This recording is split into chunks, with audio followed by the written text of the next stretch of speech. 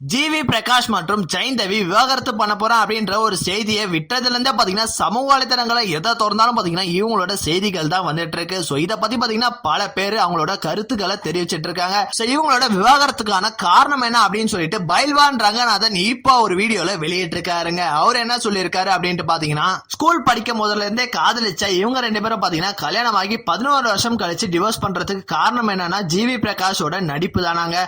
So இவரு நடிக்கிறது பாத்தீங்கன்னா அவங்களோட மனைவியான ஜெயந்தவிக்கு சுத்தமா பிடிக்காதாங்க. சோ இதனால பாத்தீங்கன்னா இவங்க ரெண்டு பேருக்குள்ள நிறைய வாட்டி சண்டையும் வந்திருக்கு. இப்ப இவங்க ரெண்டு பேரும் பாத்தீங்கன்னா டிவோர்ஸ் பண்ணலாம் அப்படின்னு சொல்லிட்டு முடிவு எடுக்கும் போது பாத்தீங்கன்னா நம்ம ஏஆர் ரகுமான் என்ன பண்ணிருக்காரு, ரெண்டு பேரையும் கூப்பிட்டு அட்வைஸ் கொடுத்திருக்காருங்க. சோ ப்ரொஃபஷன் வேற பர்சனல் வேற, சோ அதுக்காக இதை விட்டு கொடுக்காத அப்படின்ற மாதிரி அட்வைஸ் கொடுத்திருக்காருங்க. அப்படி ஏஆர் ரகுமான் அட்வைஸ் கொடுத்தோம் பாத்தீங்கன்னா நம்ம ஜிவி பிரகாஷ் தொடர்ந்து நடிச்சிட்டு தாங்க இருக்காரு. சோ இதனால பாத்தீங்கன்னா ஜெயந்தவி இதுக்கு மேல என்னால முடியாது அப்படின்னு சொல்லிட்டு விவாகரத்து கொடுத்திருக்காங்க. சோ ரெண்டு பேருமே பாத்தீங்கன்னா அபிஷியலா இப்ப நோட்டீஸ் அமைச்சு பிரிஞ்சிருக்காங்க.